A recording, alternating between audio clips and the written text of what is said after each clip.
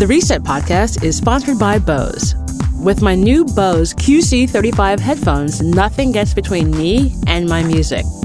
The noise canceling is world class, they're completely Bluetooth, so there's no wires. The sound is amazing. My producer and I love these so much that we use them to record every single show. For more information about Bose QC35 headphones and other Bose products, check out Bose.com. Hello, everyone. Welcome to the Reset Podcast. I'm your host, Laura Mignott, co-founder of the brand experience agency DFlash, and we're coming to you from New York City. Each week, I bring an influential friend from marketing, business, or even government, and we'll delve into what's really happening in the industry and try and make sense of it all. Of course, we can't talk about marketing without talking about how it impacts this very moment in time.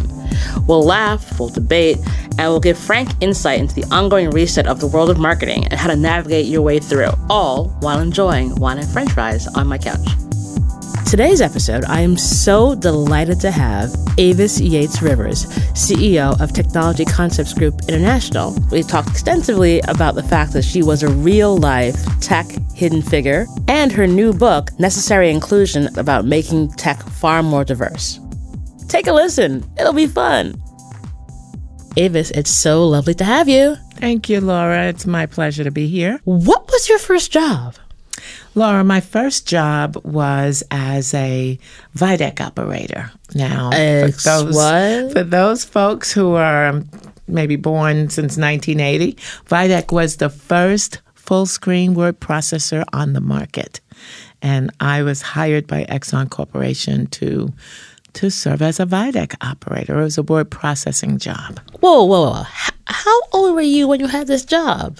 Why are we going there? I thought you liked me. You could listen, I was 12. I was probably 5 or 6. No, I was in college.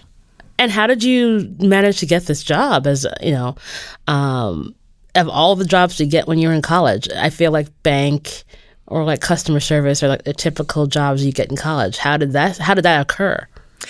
The college I attended, part of CUNY, City University of New York, LaGuardia College, was an internship school. And so I actually did 3 internships during my years at college, all at Exxon Corporation. At Exxon? Exxon. Really? Yes. In Rockefeller Center. Exxon was in New York? Exxon was big in New York, yes, and New Jersey. Mm-hmm. Wow. Before they moved all of the operations down to Texas. But I worked for Exxon Corporation, and they were a big supporter of LaGuardia's internship program. And so I was very blessed to have done all 3 of my 3-month internships there. And they hired me upon graduation, so I've never really technically interviewed for a job. Wait a moment. How has someone as successful as you been able to never actually interview for a job? Like, how is that even possible?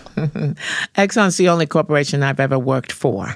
And so after serving in corporate roles for about 7 years, they launched their office systems division. They put a lot of investment into technology products back then in the late 70s.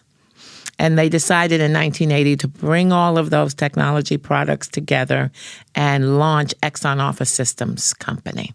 And I went into that division to sell those products. Wow. Okay, so I think we need to back up. Avis, what do you do now? Because, I think I stumped you, Laura. You didn't know how old I was. I was like, wait a minute. Oh, no, I had a number, and now that number is not the number I think it is anymore. Mm-hmm. But yeah, so I think it would be great if you sort of told us what you're doing now and then kind of how it all ties together. Because that to me is fascinating that, one, you work for Exxon, because when I think of people who work for Exxon, you are not it. Which is a testament to how amazing you are.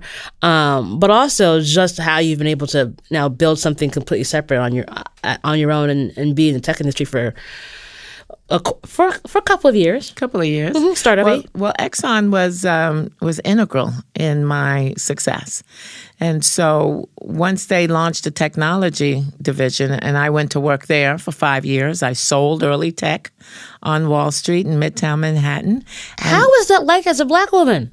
It was not that unique, actually. Really? Because on my team, there was another black woman in sales. Our sales manager was a black woman, and our head of the department was a black man. So we had all kinds of diversity back in 1970s and 80s that seemed to kind of disappear over years. But it was not that unusual. So question for you. I mean, how does that, why do you think that changed? Because like and I'm not saying it facetiously, like hearing that you were a salesman, a saleswoman for Exxon is fascinating and amazing. But like when I think of a person who works for Exxon, I think of old white dude. Yeah.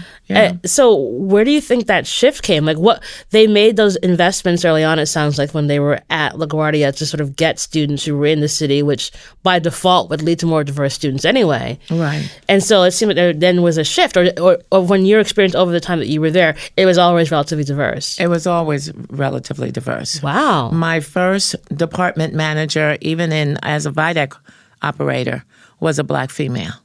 So it was always diverse. I always had role models. I always had supporters and champions throughout the organization. It was just not that unusual. I was blessed, definitely know that.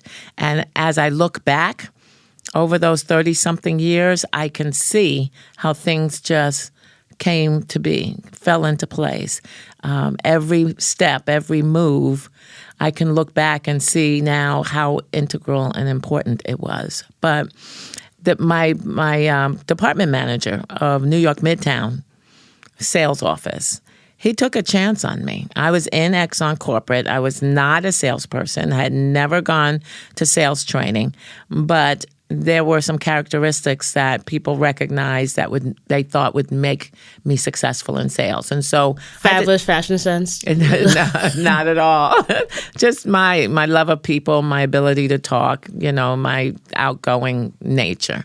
Now, what people did find unusual back then was that I was there selling technology, not barrels of oil. That same Exxon, that's all they knew. Remember, Exxon was the number one company on the Fortune 500 list forever back then, and even after I had left. And so it was more perplexing to people who I was trying to sell technology to that I was there not trying to sell them oil. And the technology that you were selling were what? This was very early technology, so hold on to your seat now. We're talking internet, maybe? No, this is well before then. Think 1980. This is pre-PC, so there weren't even personal computers invented yet. So what we had instead to sell was, it was called an information technology processor. Basically a fancy word processor. Remember, I started with the VIDEC, which was the first full-screen word processor. And then that went into the information technology processor. I sold very large one-screen electronic typewriters that were $10,000 back then for one line display. One line? One line display. That's amazing. If you returned off of that line, you were in trouble. You just saw that line then. And how many characters could you go across? I don't remember, but not that many. I'm thinking 30-something. Yeah, that's like a micro tweet. Yes. A micro tweet for $10,000. Very, very different from today. Wow. I sold the first facsimile machines on the market, and back then a page took 6 minutes. But I sold them by the bundles. People had to have them because the next best thing was overnight. So you'd rather wait 6 minutes to get a piece of paper than wait for overnight. It was all the rage, and it was a lot less expensive too. Oh my gosh. It's funny when you think about where we are now and like how impatient we are now that if my email doesn't come within like 2 seconds after I hit send, I'm like, where's my email? Right. And now, but you know what? We're going to look back in 20, 30 years on these days and think the same ridiculous things that we're talking about now. How could that be considered technology? How can what we're using today, personal computers and laptops and tablets and smartphones, how could we have existed with this, stuff. thing. Yeah. Yeah. Yeah. And I guarantee you in 10 years, we don't have to wait 20 years, 30 years. We'll look back or our children and grandchildren will look back and just thought, wow, those were the dark, dark ages. Yeah. We're all in the chorus. So you're selling technology and, obviously kicking ass repeatedly. Very successful. And cash is flowing everywhere. And then, so how long did you stay at Exxon? Until they left. Exxon sold that division 5 years in. They were late to the market. They were competing against IBM, Xerox, and Wang, and they had spent a lot of money. They had a lot of money to spend, take biggest company in the world. Right. But they decided that it was time to sell that division. And so they sold that division. I'm now an Exxon employee for 11 years, and for the first time in my life, I'm not. Again, college, right into work, and it's the only company that I've ever worked for. And so at that time, for me, the next best logical career move was to launch my first company. And that's what I did. January 1st, 1985. Wow. You were like, I'm not going back to work in a party. Well, it took a lot of soul searching. It took a lot of prayer and consternation. And I tell young folks this, writing down the pros and cons of that decision, really taking some time to debate. I knew I did not want to go back into a corporate Exxon job. I'm now a salesperson. I'm at the highest rank of account executive. I found my niche. I love what I do. I love the people. And this was also pre-terrorism days. So I had a very vertical territory. I can walk into any trade center, tower, or 120 Broadway, or any of my buildings and just stay there all day. Knock on every door. It was really an exhilarating time for me because I never knew what was behind door number 3. Wow. But I was just excited and fearless, and it really did create the characteristics that I needed. You to just be an knew. entrepreneur. It's interesting that you say that because I think a lot of folks think that they have to start a business right out of college. And I'm always, and I see a lot, and I meet a ton of young folks, and I'm always like, no, please go work for someone. Yeah. You need someone to yell at you. You need to fail, and you need to actually understand what it means to make money and not have money and it's somebody else's before you can go out and do it on your own. Because once you go down that road, you know what you can tolerate and know what you can't tolerate, and you know what you're actually good at, and the idea that what I learned in college was enough, I think is such a misnomer. And I think this sort of instantaneous culture, it's like the idea that people had the patience to wait 6 minutes for one page of a fax. Right. And now people don't have patience to wait for a tweet. That's right. That's right. And I agree with you. I encourage people to go learn on someone else's dime or a couple of someone else's dimes, because you really don't know all of your skills, all of what you're good at, or even what you enjoy until you explore and be out there a little bit. So I totally agree with you. I encourage people. Okay, so it's 85. You're like, okay, new year, new you, new me. You start your company. What's your company? My company was created to fill that void. Exxon abandoned, not abandoned in a bad way, but they exited the industry. Right. They had nothing left to do with it. The company that bought us only wanted the install base to get that old Exxon gear out and get their new gear in, their shiny new toys in there. So they didn't even want to upsell anything. It was like, let's just re-go back in. They couldn't. They didn't know it. And so they really was just interested in the base of customers. So that same base of customers still needed some support. And so for the first couple of years, that's who we were. We were known to be the providers of service and support for those companies who had invested in Exxon equipment. So my first customers were Exxon Corporation, nice. New York Times, AT&T, Hoffman LaRoche, all those companies who had made major investments in that technology. And they weren't just going to rip it out because Exxon decided to move on. Mm-hmm. And so you just walk back and said, hey, I started my own company now, so I can just give this to you and pay me direct. Well, what happened was Exxon, I was able to get the install base of customers. And this is how I knew that I was an entrepreneur. I knew there was a need that needed to be filled. And to this day, I get up every day looking to solve problems for customers. And that's what an entrepreneur does. And so once they realized that we could train new people coming in who that was going to be their tool, nobody else was out here doing any training. Exxon's gone. New company doesn't know. So you this built stuff. the business from the ground up, and you're like, listen, we'll just solve all these problems for you. Just pay me. Yeah. And they're like, That's yes, please do. That's what we did. So for the first couple of years, that's what we did. There were also some people who were leaving Exxon Office Systems. Everybody left Exxon Office Systems, who were going to be in need of a job, especially those on the sales support and admin staff. So I was able to employ folks pretty much right away after the first year who had the skill. And I needed their expertise, as did the customers. So that's how we got started. Today, we're totally different. 5 companies later, totally different from that, of course. But that was taking advantage of a window of opportunity and being fearless enough. And remember, I got my chops from just knocking and walking into hundreds of company doors in my vertical territory, not knowing how I was going to be received, perceived, welcomed, ejected, but just steeling myself and creating my nerves. Look, I got this. To go in. Yeah.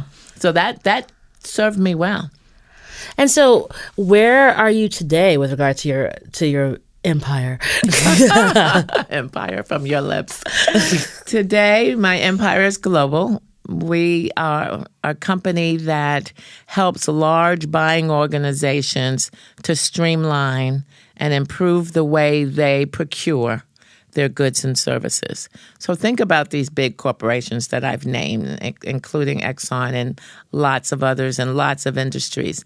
They spend hundreds of millions of dollars a year on new technology every year. And then they also spend billions of dollars on lots of other things, right? And they have a lot of that spend, about 80% of it, kind of under control. We call it under management with contracts, big global suppliers. But then there's that 20% of the spend that's not managed. And that's what we help companies to do. We call that the tail. It's the tail end of the spend. And we provide tailspin management. We developed something called integrated IT procurement, where we help them buy their technology better. We help them to consolidate their supply chain. Typically, these large corporations, their base of suppliers are in the thousands. Why do you need 500 suppliers of widget X? Whatever. So, but it proliferates because no one has time to really keep it under management. And so it does get out of control because these companies, they're buying all over the world and they're not necessarily buying from the same base of suppliers. Sometimes it's a local buy and it needs to be a local buy. Imagine temps. You're not going to ship a temporary worker from New York to, Singapore. Right. So some of it needs to be local, but there's a lot more leveraging of their spend that can be accomplished for tremendous cost savings, simplification, and other positive outcomes.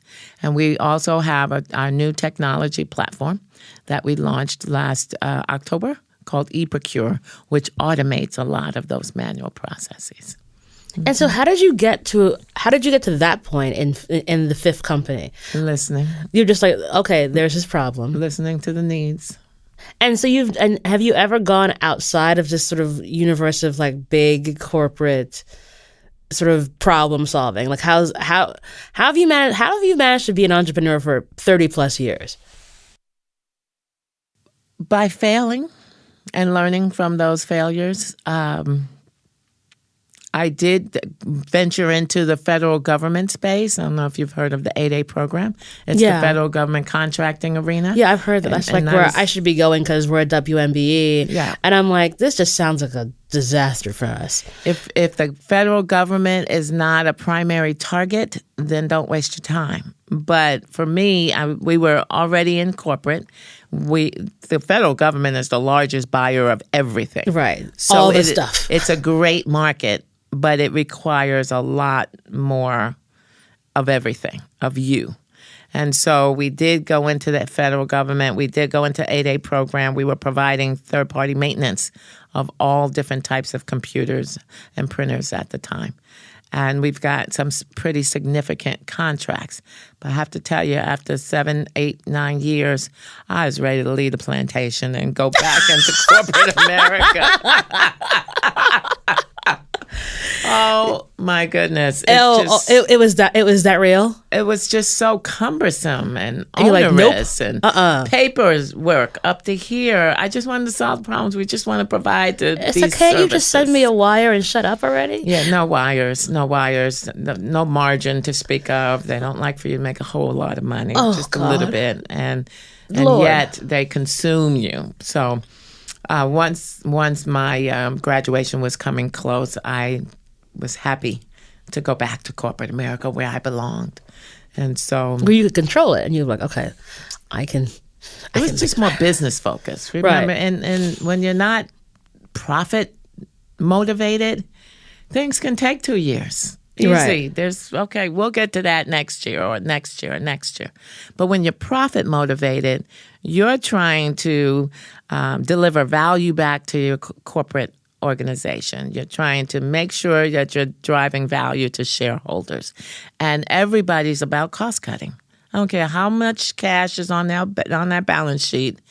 Everyone is focused on cost cutting. And so we're always looking for ways to help companies reduce their costs, not impact their quality, get to market faster, and potentially generate more revenue. That's the space that I've always lived in. Well, that's interesting because one of the things I find super fascinating about you is the fact that you're actually in the industry where more people should actually attempt to go into instead of widget over here, widget over there, this apple, make my puppy roll over, versus something where you're actually solving a problem. And that's the thing that I find so frustrating because, like, perfect example, I didn't know who you were. Like, I work in this industry of technology and startups, for like 7, 8 years. Prior to that, I spent another 6, 7 years in advertising. And I figured I was pretty up in terms of people who look like me who are in technology. And it wasn't until I went to the Hidden Figures event where you were speaking where I was like, Avis, oh my goodness. Who is she? Yeah. I was like, she's dressed just like I would be. Like she's got on heels and like a silk shirt and like fitted jeans. And I'm like, that's the person I want to talk to. Because that's what I wear. But it was the fact that like you're someone who so many more folks in our industry should know about because you actually have a real job. You've been a real entrepreneur versus a lot of the fluff and bluster with like app number 1 and app number 2 that always come out. How have you managed to stay under the radar so well? Under the radar? Yeah. I just got my head down. I'm trying to... You're doing work. I have a goal in mind. Okay, so I've been an entrepreneur for 32 years. I don't want to be an entrepreneur for another 32 years. There's just not that many years. And so I've got my end game and my end goal in mind. So I don't need the fame and the fluff. I'm trying to achieve my global expansion, my intellectual property, which we just launched our new platform. And we have expanded globally in Southeast Asia, but there's a lot more world for us to get into. Conquer. And my sales, my top-line sales, those 3 things that are packaging and positioning me for acquisition. So I'm focused. I'm very strategic. I don't have time for a lot of fluff right now. I'm trying to get this job done because my husband's been retired for, 15 years. And I leave him in the bed every morning. And you're like, I gotta go. I'm thinking, what's wrong with this picture? My golf handicap can use some shaving down. I got other things to do. You have things to do. I got you. But the most thing that I want to do and be focused on now is being in service and encouraging more young girls and boys who look like me that a career in technology can be whatever you want it to be. Whatever you imagine it can be. Great segue. So I read your book. Wow, that was fast. Because I'm a pretty voracious reader. And, first of all, Avis's book is called Necessary Inclusion. We'll put a link to it on Amazon in the show notes. Please buy it. Thank you. Repeatedly, please buy her book. You know why? Because it's written by someone who does the work. And that was the thing I found the most thought-provoking around it, that you just do the work. And I think the problem we have today is that it's so much about, let me find that quick fix and solution to just skip all 18 steps you have to do. And you're like, nope, do the work. So what prompted you to write the book? Because of what you just said, actually, that so many women that may be in technology are hidden. Just like the movie we saw a couple of weeks ago. There's so many stories about women and people of color contributing to technological innovation that we don't know. But even worse is the fact that there are so few women and people of color in technology. So that the great technology that we're using today was predominantly invented by a homogenous group of people. So when you have that scenario, there is not the diverse perspectives and approaches to problem solving that our experience and our culture brings to the table. Only when that can happen in a broader way will we have technology as rich and deep and diverse as the people who invent it. And that's when technology will get to the point where it's great. We think it's great now. We have no idea the hidden geniuses that are out there that are just not been tapped yet. And so that's why I wrote the book. It's called Necessary Inclusion, Embracing the Changing Faces of Technology, because if we don't get this right, we'll have hundreds of thousands of tech jobs continue to go unfilled in this country, created by our companies, and enforcing an overdependence on importing talent. That's not sustainable. As a business owner, I look for sustainable solutions.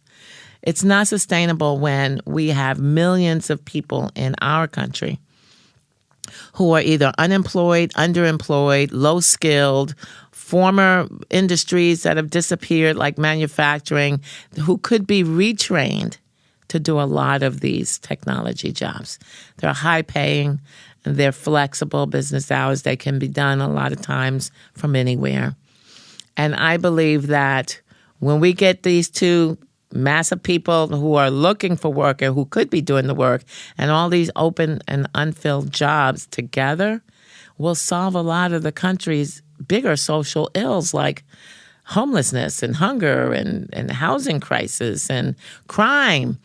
And you give a person the tools to do a job and earn a living wage, then that's what they're going to do. Most people want to do that. They just don't have the access and the opportunity. And so I advocate for embracing the changing faces of technology, doing those things that encourages girls to think about a career in technology and look beyond the image of the geeky, nerdy white guy, sorry guys, who wants to just sit in the back room and not talk to people. They just want to be on their computer. That's the image that the media has portrayed of who a technology or an engineer and an architect is. And we just have to do more to break down those stereotypes of who invents technology. So that's my number one passion and call and purpose for being right now. Mm-hmm. It's so necessary to be included. Yes.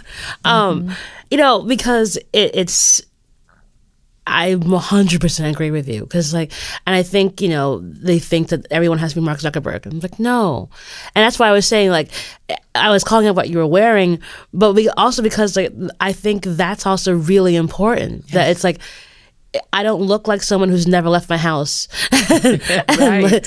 hasn't showered in 5 days. No, I am fabulous. Yes. I am who I am.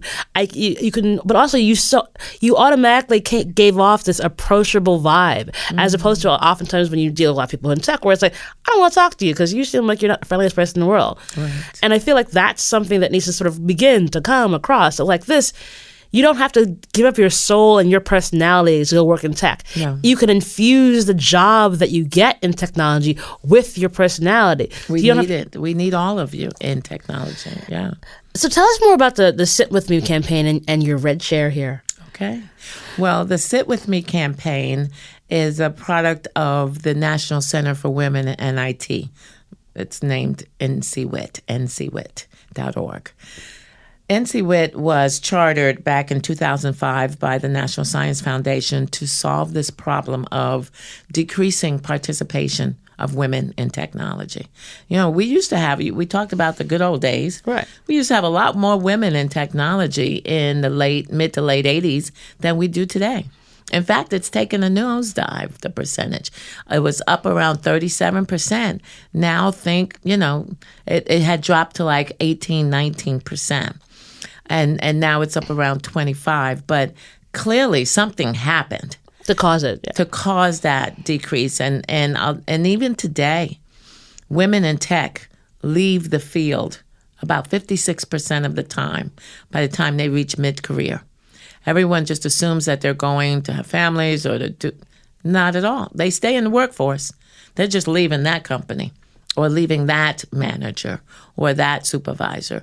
It's still a very unwelcoming environment for a lot of these large corporations who were created by men for men maybe hundreds of years ago, and it takes a very long time for culture to change. So what do you think happened? Because as you said in the beginning, you had black female managers, you had black male managers, and you were a salesperson, so you're out front. It wasn't like you were back in the corner somewhere. No. What do you think happened that those workplaces changed, and now there's so many articles every single day about these toxic workplaces for women in technology companies and the bro culture. Was it just like a bunch of idiot guys who who essentially rose to power and decided to kick everybody out? I think a lot of those folks who definitely were in positions of leadership when I was very young and just starting my career, they're gone. They've retired. They've moved on. Hopefully some of them are still alive, but they are gone. And so the folks that have taken those places, again, are those middle managers and corporate executives that have become increasingly white male. And people tend to hire people like them. There's that mirroring phenomenon. And so it just has proliferated. I don't think it was any plan by the man, as my sister would call it. It's just happened. And what happened then is you also began to get these younger companies in the tech space. If you think of all the tech giants, they're young companies. The Apples, the Googles, the Yahoos, they are babies compared to the Exxons and the Xeroxes and, what I call the old line companies. And so I think the combination of the old line companies, the folks who were diverse, have moved on, and they were replaced by pretty much a homogenous group of white males. And the fact that the young tech companies have come about with these young guys starting these companies in someone's garage or while it's still in school, and they didn't get the culture right at the beginning either. And so NCWIT is there to help companies to change their culture. A lot of social science research is done. A lot of resources have been developed in order to help companies change their culture. And for tech startups, get it right from the beginning. Study after study have proven that companies that have more women on the board or in positions of senior leadership experience more positive financial returns. It's just the way it is. It's just the way women contribute to the success of an organization.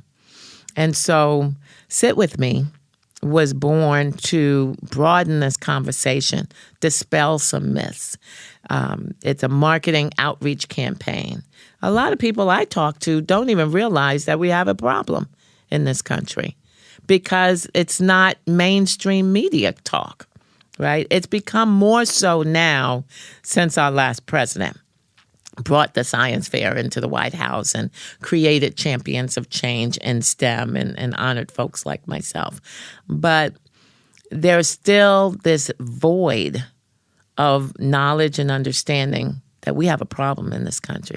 And as an employer, we have a serious problem if we can't fill our jobs, because now you're impacting our ability to compete domestically, our ability as a country to compete globally.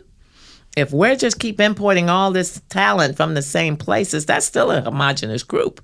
Yeah, it's a self-defeating purpose. Exactly. Like you're having the same problem now. Instead of importing, instead of having people who are from New York, you're importing people who are from India or from China, and they're all the same. They're all the same. So you're still getting the same. You're still getting the same. And so Sit With Me, the whole premise behind it is it's using this iconic red chair to invite people, all people, in tech, out of tech, male, female, black, white, it doesn't matter, to sit with me. And by the way, my Twitter handle is Sit With Avis. Sit with me. Tell me your story, especially women. Tell me how you've survived in tech. Tell me some of the experiences you've had, and tell me what you can do to help us solve this problem. And the chair itself is just an icon. But I need it to become as pervasive as the pink ribbon. When it started a couple of years ago, nobody knew what that meant. But everybody now knows what the pink ribbon means. We need to get the red chair as pervasive as that to signify that we're banding together, we're coming together for the common good, we're helping as many people along the way, and we can make this happen. We can fix this. We've got enough intellectual property here to fix these problems. And so I liken it to the symbol that Rosa Parks brings to mind. When she sat in the front of that bus in 1955 in Montgomery, she wasn't trying to start any trouble or to spark the civil rights movement or to make a statement. She was just tired. And she was tired of constantly giving in and giving up. She knew there would be repercussions, but she just saw a seat. She sat there. And that simple act of sitting down did spark the civil rights movement, and it did change the world. And I believe that once women and people of color have equity in these high-paying jobs and the ability to create and become, to generate wealth and to create jobs, I believe we'll change the world. Awesome. Well, you know how to sum it all up together. Like, I don't have to say anything more other than thank you. I can't thank you enough, Avis. And as I said, I want to do as much as I possibly can, using my voice however I can to push this out, because I too am like, there's no reason why we shouldn't have people who look like us who are in tech. And, it's not that we shout the loudest, but like we do the work. And the more that we can talk about doing the work, putting the work in, and also hiring people who look like us, I think is where we're gonna begin to see change. So I want to sincerely thank you for coming on the show. I'm gonna call you a real life hidden figure. I am honored to finally get to know you, and we still have to have our cocktails. But thank you so much for being on the show. And that's it for now. Thanks for joining us in the Reset Podcast. Thank you. The Reset Podcast is sponsored by Bose. With my new Bose QC35 headphones, nothing gets between me and my music. The noise canceling is world class. They're completely Bluetooth, so there's no wires. The sound is amazing. My producer and I love these so much that we use them to record every single show. For more information about Bose QC35 headphones and other Bose products, check out Bose.com. radiation.